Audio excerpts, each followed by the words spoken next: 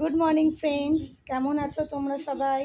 তো দেখো, সৌভিককে স্কুল থেকে নিয়ে চলে এসেছি। লাবিকও স্কুলে চলে গেছে, এক্সাম চলছে।